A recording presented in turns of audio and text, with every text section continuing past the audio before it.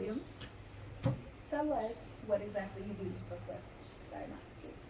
For Quest Diagnostics, I work in the benefits department. Mm-hmm. Benefits, HR benefits, where we deal with employee benefits throughout the company. Okay. So, if someone maybe wanted to have surgery, you give them information about that. I would give them information about their benefit plan and how much their co-pays and what that would entail. Depend on what surgery they having and whether is an in-network and out-of-network. Okay. So, from your perspective, do you think HR, the structure of HR itself, is it a benefit the company or the employees?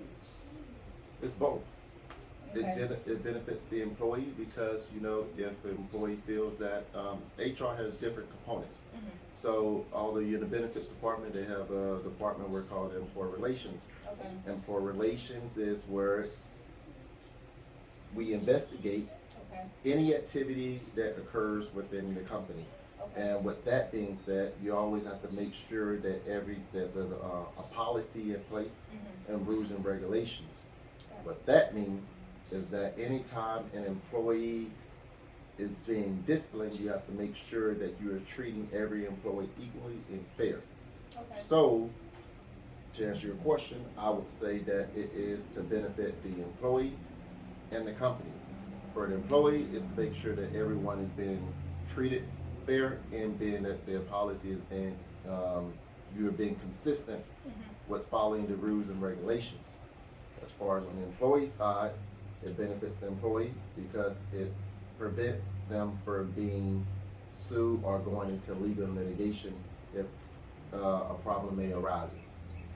Okay. So from the employer side, it benefits them from not being sued. Correct. All right.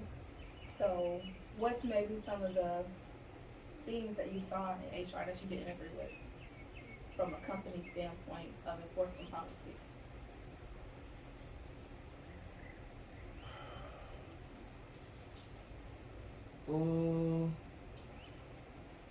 It's on the employee relations side because although, as I just said, that we have, or HR have rules and regulations, Mm-hmm. it's not black and white. Okay. There are some gray areas. So, what I mean by that, I've seen employees violate policies. Okay. They may have violated the same policy that was documented. Mm-hmm. However, one employee get a suspension, the other employee may get a verbal warning, Okay. and then another employee for some reason may get terminated. In the same What? situation. Same policy violation, Okay. not same situation. Understood. So again, although you have the policy black and white, there be some egregious. Was any customers was around? Customers around? Were any was your comment more egregious than that comment, or so there are some gray areas. Now, do I agree with it? You know, it depends because you know you have to be careful how you follow those policies and how you make your decision. Right. Because I have seen some situations where the African Americans may seem like they are being discriminated against because, you know, you did it for this way for this individual, Right. and you did it for this way for that individual. So, and it's not just African Americans, it can be for any type of race, but you know, when you look at statistics, your numbers can put you in a litigated issue if you're not being consistent with your policy. So have you seen quotas in place for hiring minorities in HR? I have not worked in that department. I have heard discussions, many discussions, Okay. but I have not seen quotas of minorities. It has been big discussions on hiring minorities, especially women, hiring women in certain areas. However, HR is more like a woman. Um, I don't want to say a woman field, but it's more women that work in HR. Why do you They're think more it's males. more women in HR than men?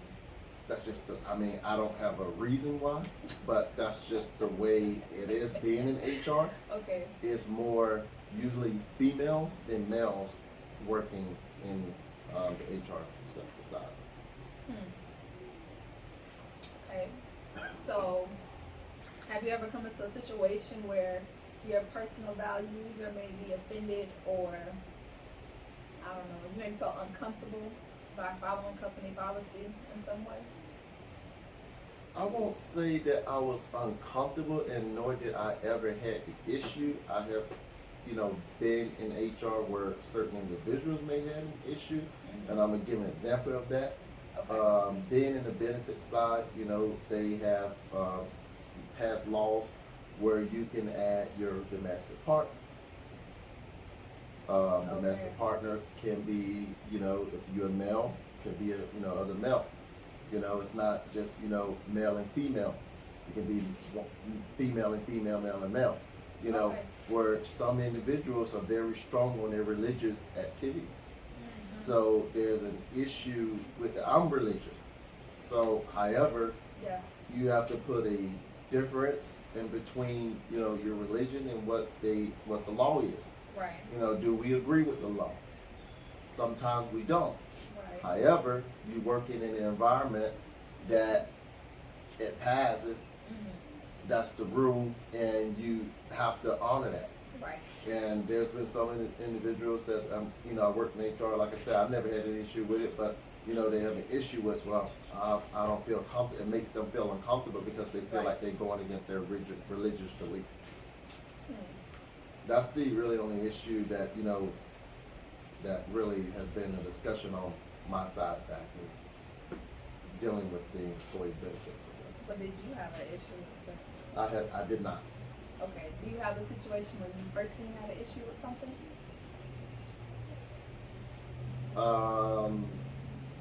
Yeah. My side is, we're dealing with benefits is I think that's a very important side of HR. Okay. And the reason I say that is because it impacts families, it impacts the individual. If that employee is not covered, that employee is coming out of pocket. If that employee goes to the doctor's office and there's an error that says that this employee not covered, Right. that's an issue that needs to be fixed right away. And my problem, always been my issue, is that if an employee call, I don't like when they get that other employee on the side and say, oh, we'll give you a call back, or we'll look into it, and no.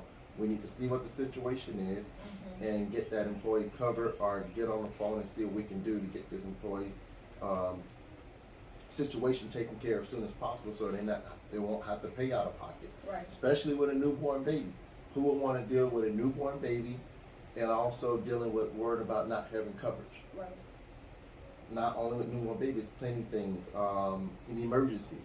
If you're sick and dealing with, say, cancer, you don't want to have to deal with fighting for your life, fighting for medical bills when you're already struggling, Right. and trying to worry about your healthcare situation. You already work for the company.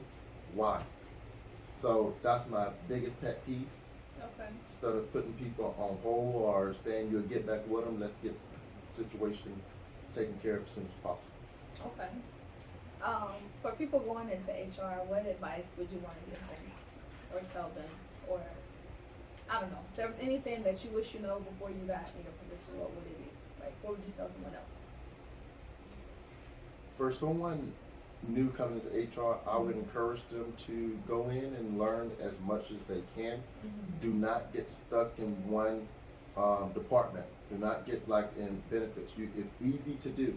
If you're in employee relations, it's easy to stay in that area and don't learn other areas in HR. HR is huge. You have HR admin, you have the HR employee relations, you have benefits, you have compensation, you have recruiting. Right. I would say learn as much as possible, so that way if you want to progress, go into management, you know every area of HR. Not saying that you have to be in every area, Right. but learn as much as possible.